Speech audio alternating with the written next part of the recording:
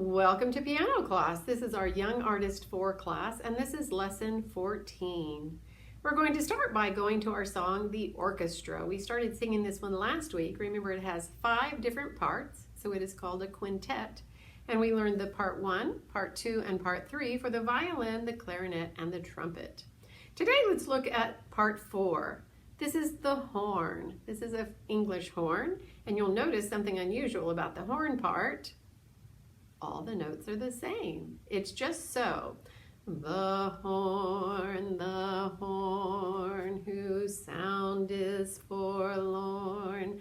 The horn, whose song is forlorn. It's just all on one pitch all the way through. And then we have part 5, which is a drum part. And the drum starts on the same so. The drum plays on 2 tones and drones on the same tones. It only has 2 pitches. So, do, so, do. And that's kind of low. If that's too low for you, you can sing it an octave higher. So, do, so, do. So we're going to play it with sing it with the music. I'm going to turn on the recording and we'll sing through the 5 different parts and then choose the part that you like best and see if you can sing that part while all the other parts are going. Here we go. We're going to start with the violin part.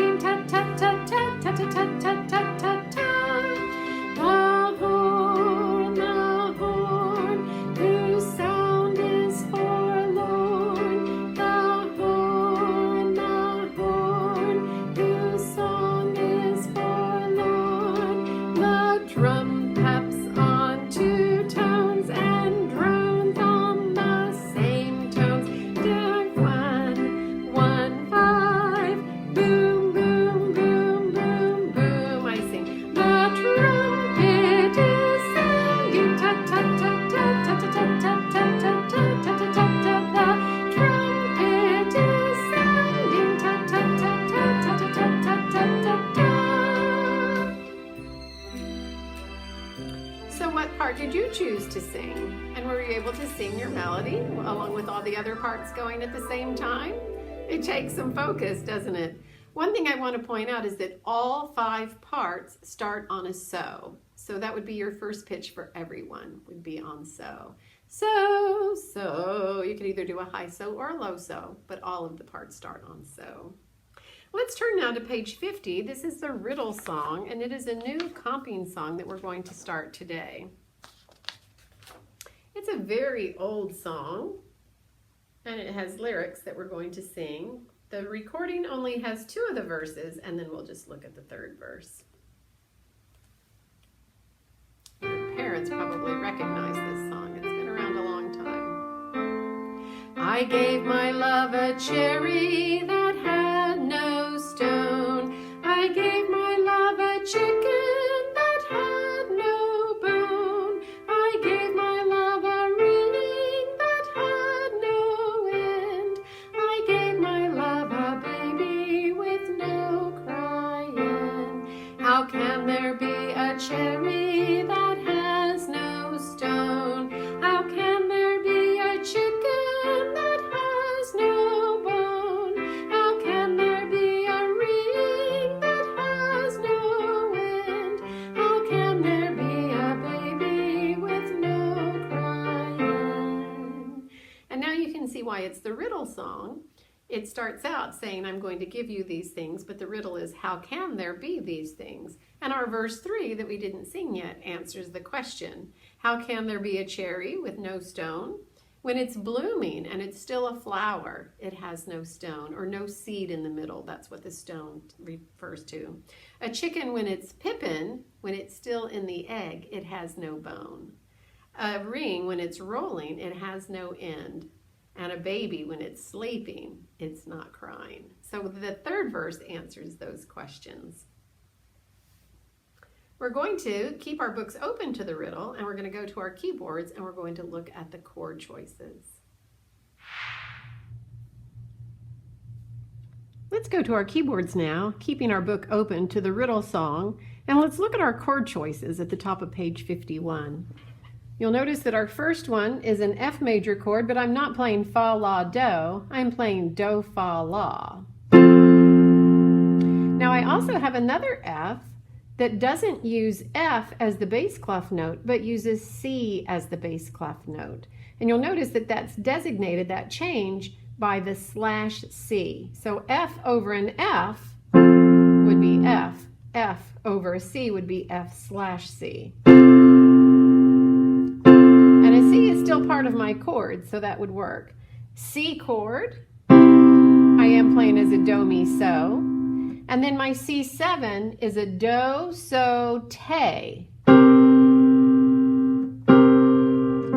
get your pinky up on that te. That is a C7, and te is the 7th note of the scale. Now my B flat over F is a re, fa, te, and I'm playing F instead of B flat. So again, I have a slash chord, B flat over F. Re, fa, te over F. Then a D minor over a D. And now I have a G minor over a D. And again, you'll notice that the notes that we changed to in the bass clef are still in our chord. We do have an F in this chord, we do have a C in this chord, and we do have a D in that chord. So we have some different chord choices that we're going to use. Now the key signature of my song has one flat, so it is in the key of F. Can you guess what our first chord will probably be? That's right, it will be an F. So we're going to write an F right above gave. I gave my love. Now right here on cherry, we have a re, and we're going to change our chord. What chord do you think would go with a re? The most obvious course of choice would be our D minor. And let's see if that sounds correct. I gave my love a cherry. And yes, it does. So let's put a D minor above chair for cherry. And then we will change chords again on had.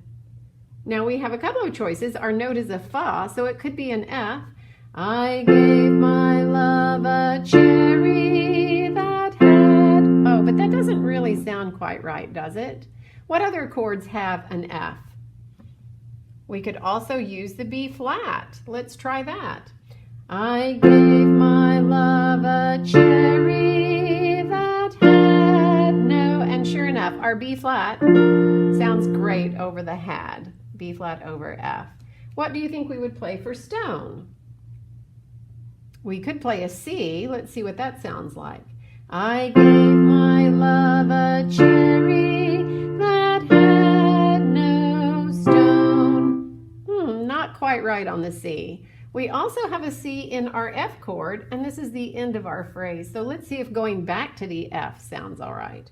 I gave my love a cherry that had no stone. And yes, our C sounds great on that one because we do have a C in the chord. So F, D minor, B flat, back to F. Now on the second line, I have a so. Which of my chords has a so? Not the F, but the C does. Does C sound good? I gave my love a... Why, yes it does. So let's put a C over the so. C major. Gave my love a... On chicken though, we're changing to a la, and we don't have a la in our C chord. So let's see what we could change it to. I do have a La in my F chord. Let's see what happens if I use this one over a C. I gave my love a chicken. Yes, that one sounds great. So F over C on chick, and then same thing on had. That had no bone. And then I'm back to the so. So C, F over C on chick, F over C again on had, and then back to the C on bone. Now on the next section, we start with a so again, and we could do C again, but we also have our C7 that has a so in it. Let's see if that one sounds good. I gave my love, and yes, that one does sound good. It adds a little element of anticipation towards the end of the song. So let's do a C7 on gave this time, and then on ring, we're going to go to our F over C again because we're playing a La. So C7, then F over C, F over C again on had because it's a do, and then back to the C7. So C7, F over C, F over C again, and then C7. And then right here on gave, on my last phrase, I'm going to use a different one to make it sound a little different. Again, we're going to try our G minor over D. You notice it has a so as well. I gave my love and then on baby we have a re. So we're going to try our, let's try our first one that has a re, our B flat over F. And that one works right there. Then we're going to go back to our G minor over D for the no. Crying. And then of course our last chord will be an F because we always end on our tonic. So for the last four, G minor over D, B flat over F, G minor over D again, and then F. Practice your warm-ups, label your chords, and practice playing it as it's written in the book. Just practice learning those chords, just as block chords for this week. Let's turn to the bear on page 46. Let's play through our B section, starting right here with our right hand. Remember we have fa and re.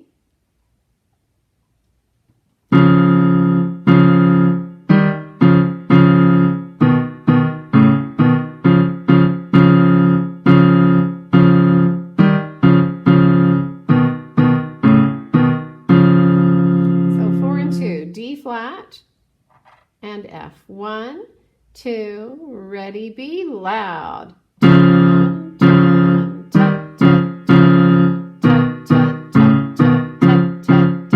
soft.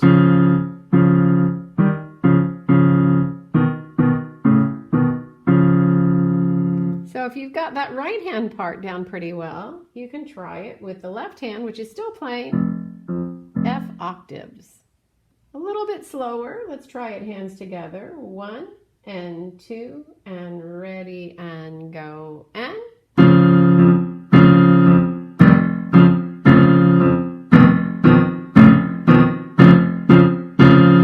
Softer.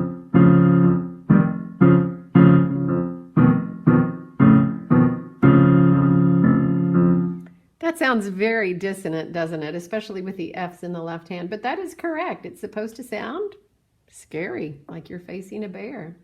Let's start here at the forte and let's play to the end. Now this section we have been already playing hands together, so let's try it, but not super fast. 1 and 2 and ready and go and.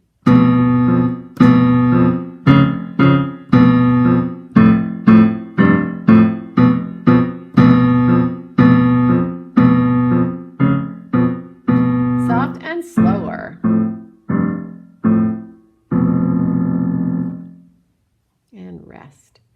Okay, and remember that section is very similar to the beginning, so you can also play the beginning, and now we should be able to play the whole thing all the way through.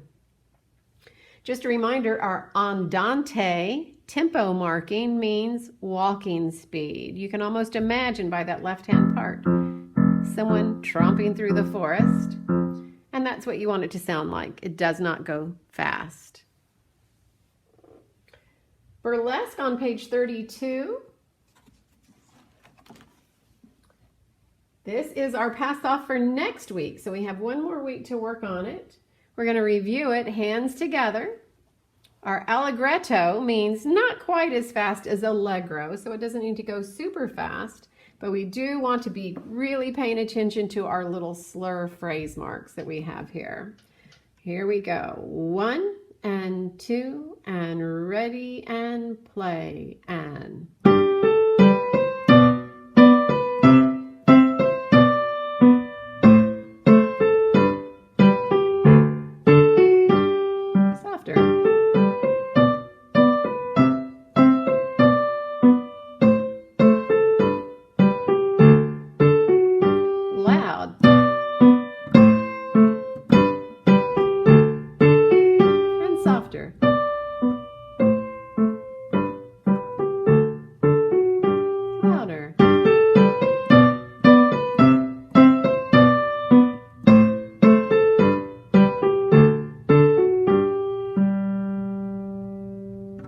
And a fermata at the end. So watch out for all of your slurs. Keep your left hand staccato. Get your colored pencils, just like we would do in class, and color all of your dynamic markings. Mezzo forte, mezzo piano, forte, piano, mezzo forte. And you might want to color those fermatas at the end. So be thinking about how you can play this, not just well, note-wise and rhythm-wise, but also playing it musically.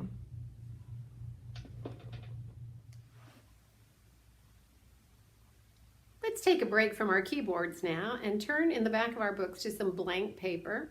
We're going to do a rhythm dictation. My key time signature is 4/4 time. So write a 4/4 time. If you'd like, you can draw just a rhythm line. Remember, we only need one line for a rhythm. It's okay if it's kind of crooked. Mine's kind of crooked. And I'm going to clap 2 measures of 4/4 times. You could put a bar line here in the middle. 4 beats here, 4 beats here. Now the type of notes I'm going to be using are an 1/8 note, quarter note, dotted quarter note, sorry about that, that's not a quarter note with this flag on it, a dotted quarter note, and a 1/2 note. So think about those options as I clap the rhythm. 1, 2, I will clap.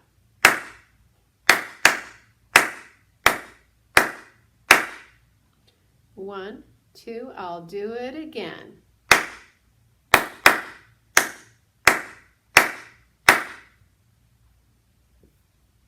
Now I'm going to use all 4 of these notes. So if you need to, rewind the video and play the rhythm again and make sure that you're using all 4 of these notes in the rhythm at least once. You'll use some of them more than once, but you'll use all of them at least once. Now, once you have taken the time to write it down, you might want to pause the video. I will write the answer up here. What was my first note? It wasn't quite a 1/2 note, could you tell? 1, 2, and it was a dotted quarter note. And then I had an 1/8 note. Ton, dot, tit, ton. And then I had 2 quarter notes. And then 2 more quarter notes. And a 1/2 note. So let's clap that rhythm together. 1, 2, it would go. Ton, dot, tit, ton, ton, ton, ton, 1/2 note. One more time, ready, go. Ton, dot, tit, ton, ton, ton, ton, 1/2 note. Let's turn in our books now to Pomp and Circumstance on page 52. We're going to sing through piano 1 part.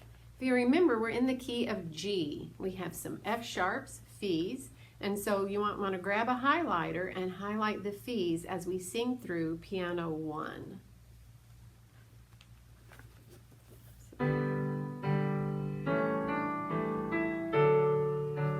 Top line. And look at the fingering as we go through it as well. So, fi, so, la, mi, re, do, ti, do, re, la, ti, di, re, mi, la, re, so, fi, mi, re,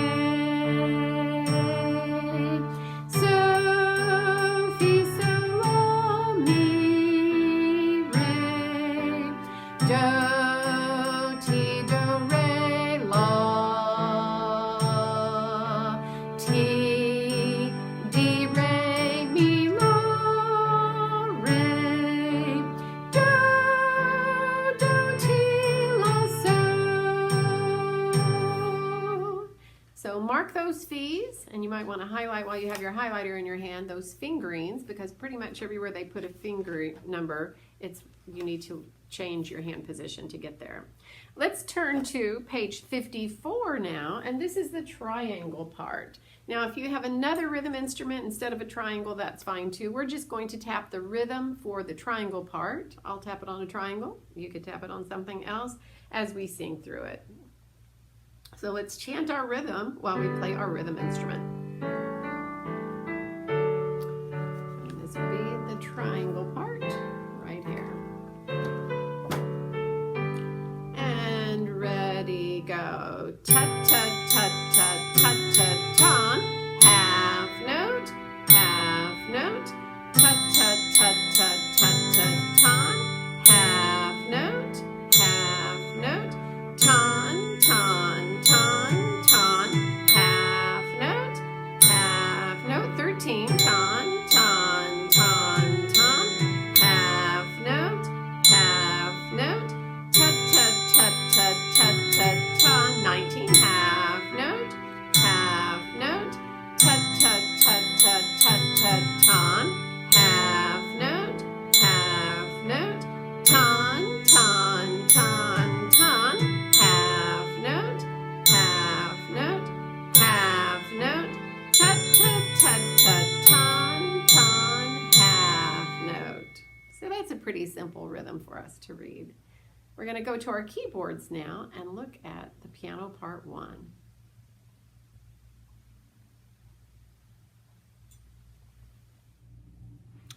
So we sang through the piano 1 part of Pomp and Circumstance, and now we are going to play it. Remember your Fi that you marked, and then watch where we have crossovers and thumb unders, like here. We're going to just play through it slowly and just sight read through it. Start with 4 on So. Remember 3 is on Fi.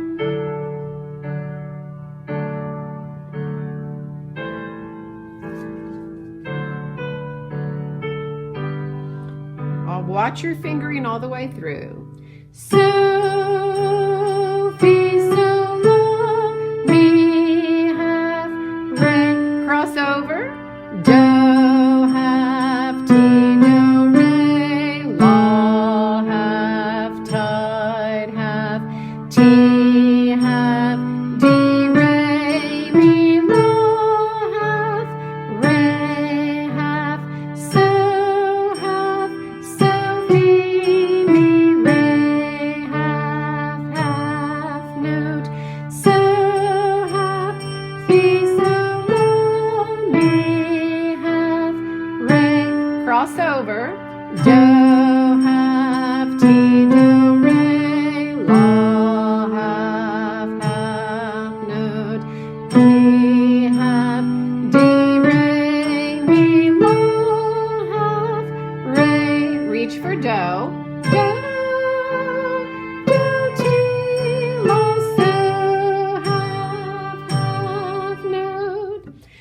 it's pretty simple, the melody, and we pretty much play the same thing twice, right? Here's the beginning where we start over again, and then it just has a variation here at the ending where it changes. So play that and play it with the accompaniment.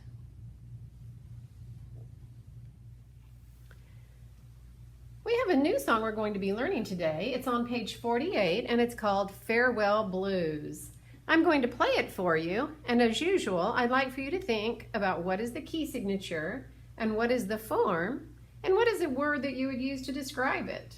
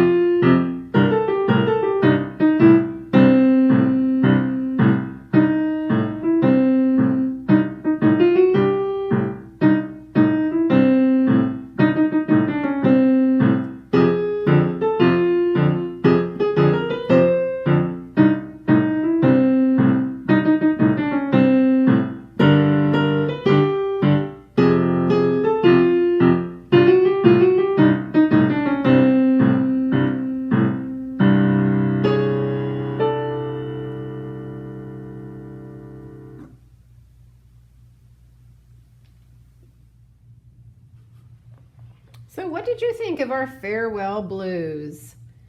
We've done blues songs before, and if you remember, our 12-bar blues has a certain progression, chord progression on the bass clef notes.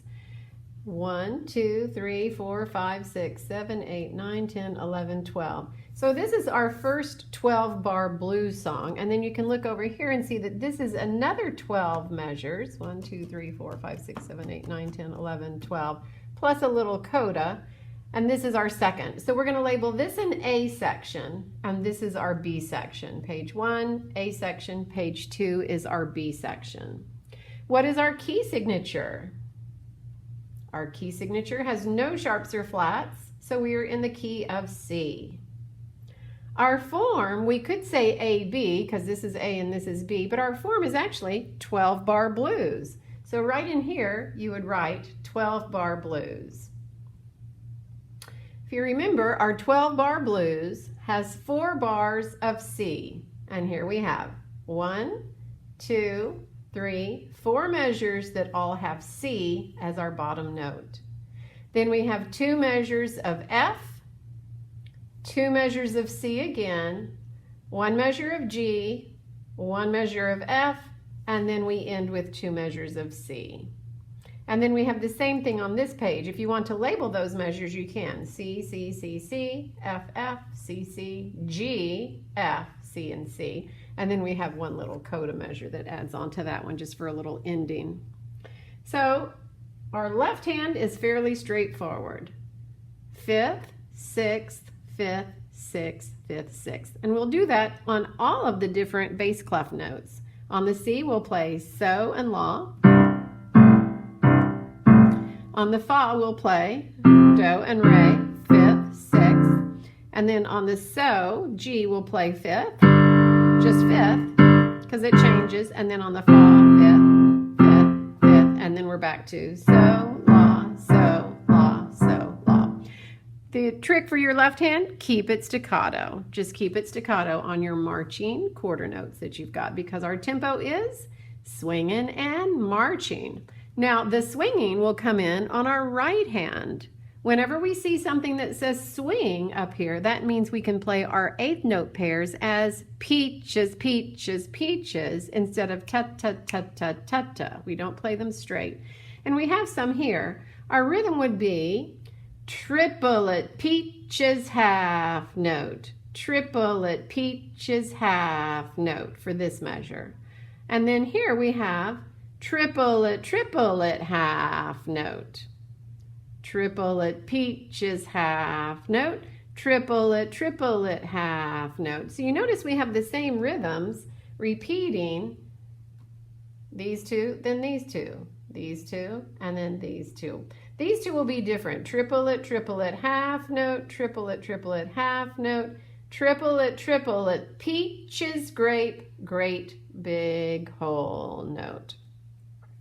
Now let's look at our notes. We know that these two measures are going to have a type of do pattern, and we're going to end on do in this one. We're going to put 5 on te. Watch me first, I will play.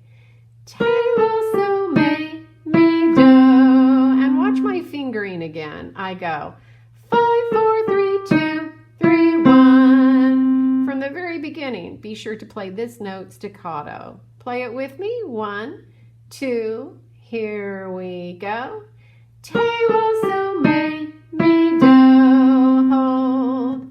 Try it one more time. Ready, go. Te, la, so, me, do. Half. This is a pretty big jump from so with 3 to me with 2. Do you see that? And then my 3 will follow up and come down to the me. Now we're going to play the same notes in this measure with a different rhythm. Te, la, so, me, do. So I play a triplet and repeat the me. Try that with me. Ready, go. Te, la, so, me, do. Half. So once we get this one's pretty simple, just a little variation in the rhythm. Now we're going to do the same pattern but ending on a fa. I start on me and play. Me, fa, fa, do, la, fa. Try that with me. Ready, go. And then we're going to do the same rhythm variation on this one and make triplets on beat 2. Triplet, half note. And you'll notice that my fingering is the same as I did in measures 3 and 4. 5, 4, 3, 2, 3, 1. Again, play your lay as a staccato note. So those two measures are with ending on fa. Now we're going to go back to playing the first two on do pattern, starting on te. 1, 2, play along. Te, la, so, me, do, half. Te, la, so, me, do, half. Now these, if you notice, my highest note is re, my lowest note is so. This is just a 5-finger pattern. Now, the easiest way to repeat that re is to crook your pinky, just like this, and play right on the tip of your pinky. Play that with me. Ready, go. Re, te, la, so. Now I'm going to do the same thing on do. Do, do, do, do, la, so, fa. So that one's pretty simple. Now this one is slightly different, but not much from the one we did before. It goes te, la, so, me, do, big whole note. So we've spread our pattern out a little bit. All right, so this one is just a little bit different, but the others repeat quite frequently. We're going to work on this hands separately for this week. Just work on getting those right hand little motifs under your fingers, and once you've got that fingering, it's the same for almost all of them.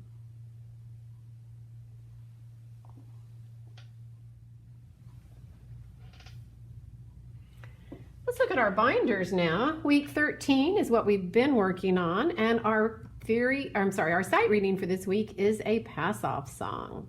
So please send me video of you playing your sight reading for week 13 in the key of G minor.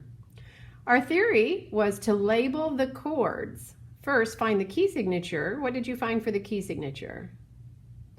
1 flat. You should have written F major. Then we were going to label each right-hand chord. I'll just go over it. You can look at your answers and see if you got it correct.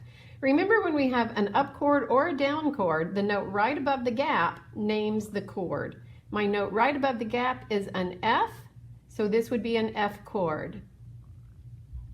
F. This one is a snowman chord, and the bottom note names the chord, and this chord is again an F chord. Do, fa, la, do. Same 3 notes means the same chord name, so F and F. Now this one is fa, te, re. The note above the gap, te, is a B flat. So this is a B flat chord. Then we're back to our F chord that we had here. Kissy chord, remember the top note is the one that names it, and then we add a 7. My top note is a C, so this is a C7. These two chords are the same as this one, so an F chord. F is the note above the gap. It's not a C chord because it's not a snowman. This one is a C chord because it is a snowman, and C is the bottom note. Now this one might have made you a little confused. We can see by the two notes right here that it is a kissy chord, and they are fa and so. And like we said on this one, the top note of the second names the chord. So this one would be a G7, a G7. And if we take that T and put it at the bottom, T, fa, so, it becomes the same G7 that we've played for many, many years now. So this one is a G7 chord. This one, the note above the gap, is a do or a C. So this is a C chord, just like this is a C chord, but we're playing mi, so, do instead of do, mi, so. Another F chord and another F chord. So I hope you're able to remember those chord naming tricks and get all of those named correctly. Let's turn to week 14, and we're going to transpose our sight reading for this coming week.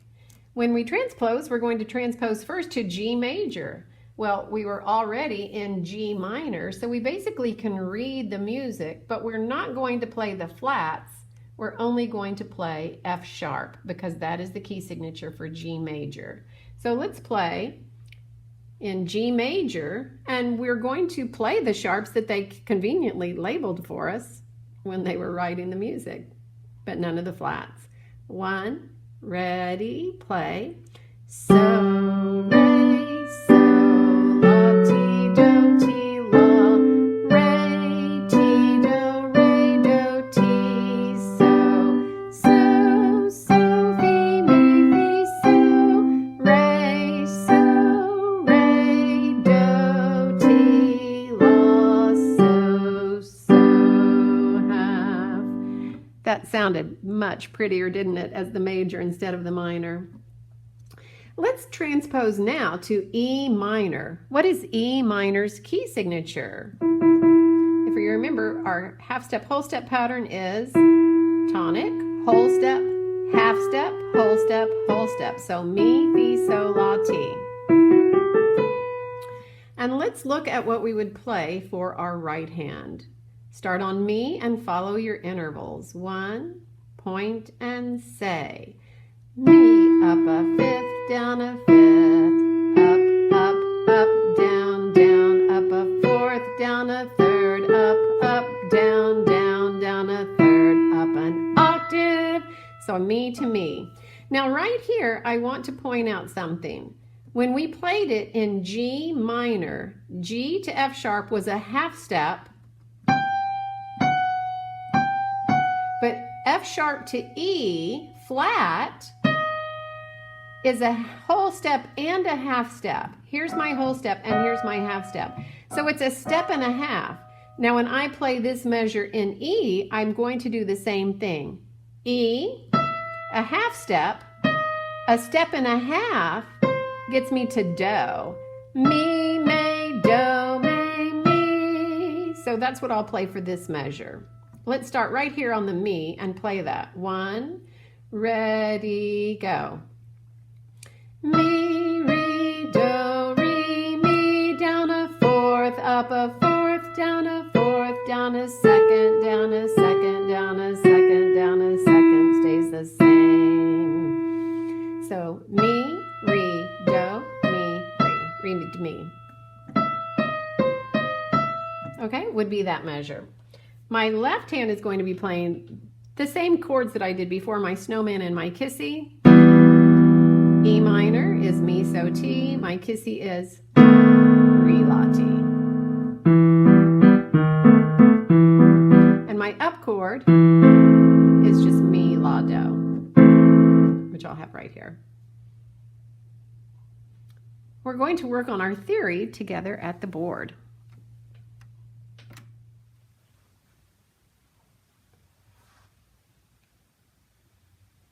For our theory this week, we're going to review our circle of fifths on the side that has the flat key signatures. Remember, that's going counterclockwise, and as we go counterclockwise, we go down a fifth. On the sharp side, as we go clockwise, we go up a fifth. So we're going to start at the top, and we're going to put a C, because C key signature has no sharps or flats. Now for my first flat key signature, I will start on the C and go down a fifth. 1, 2, 3, 4, 5. So my key signature with one flat is going to be the key of F major. And the flat that I'm going to add is going to be a B flat, because my order of flats is bead, gold, chain, fan, or freak. So my first flat that I will add is a B flat, but my key signature is the key of F, because that is the note that I land on. And what this means is that when I play the F scale, I have to play a B flat or it won't sound right. Okay, let's go to a fifth down from F, a little bit smaller so we have room.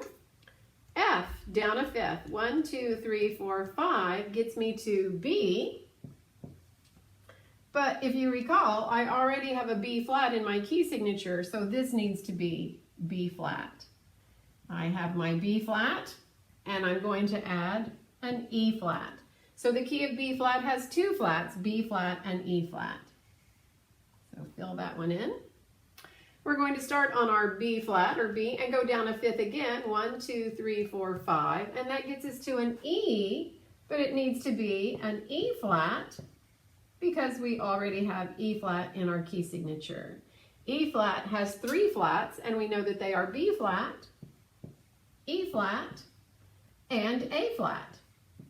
And we're going to put them just like this, B flat, E flat, A flat, up and down. If I go down a fifth from E flat, it gets me to A flat, would be my next key signature.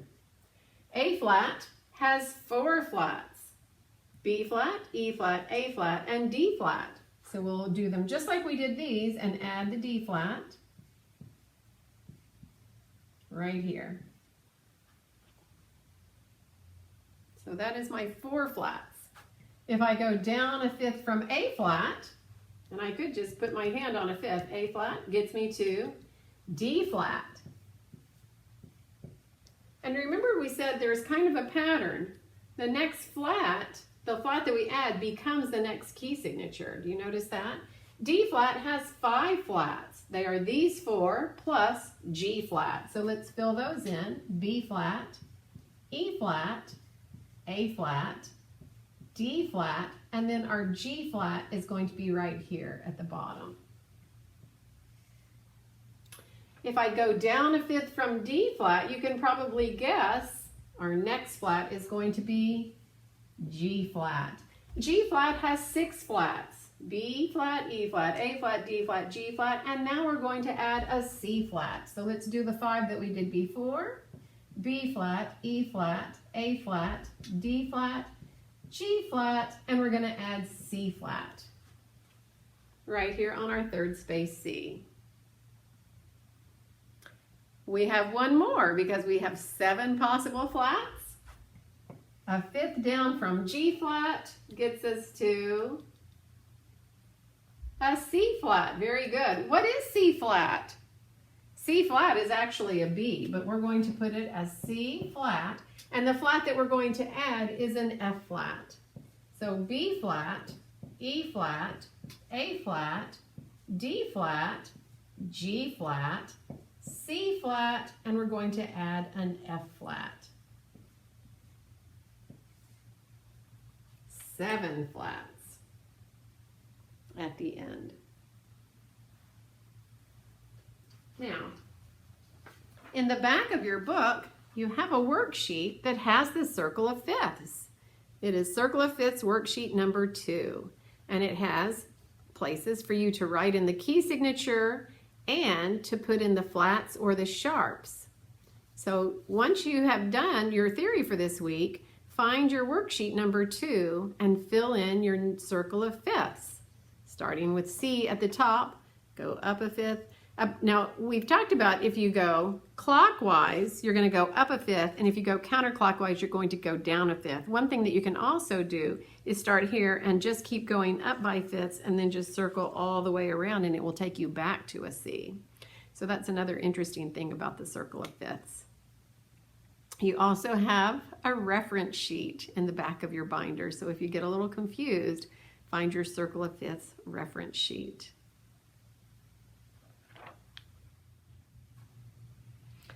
Keep your circle of fifths out with all your flats, and let's just have a quick quiz. What key signature has 4 flats? Can you look on your circle of fifths and figure it out? I'll give you a hint. 4 flats is A flat. Good. 2 flats. 2 flats is B flat. Good. 6 flats. 6 flats is our G flat. 3 flats. 3 flats is E flat. 7 flats, remember, is our C flat. And 5 flats is our D flat, right here. What about 1 flat? We've been playing 1 flat for a long time. This one we should have memorized. This one is the key of F. The ones that you want to memorize in particular are the ones that have 1 flat, 2 flats, and 3 flats, because those are the key signatures that we use the most often. So try to memorize at least the first 3 key signatures with flats. In a couple of weeks, we're going to learn a little strategy for remembering our flat key signatures, just like we did with our sharp key signatures. I hope you are also practicing saying your note names. This is our final flashcard challenge, and we should be able to say all of our notes, 34 notes, 17 in the treble clef and 17 in the bass clef, in 45 seconds using letter names all mixed up.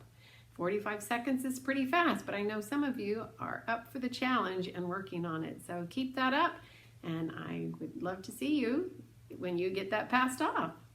We will close for today. Thanks for coming to our piano class. We will be passing off our sight reading this week, and I will be trying to check in with you on this week to see how you're doing on lots of other things as well. So have a great week and keep in touch.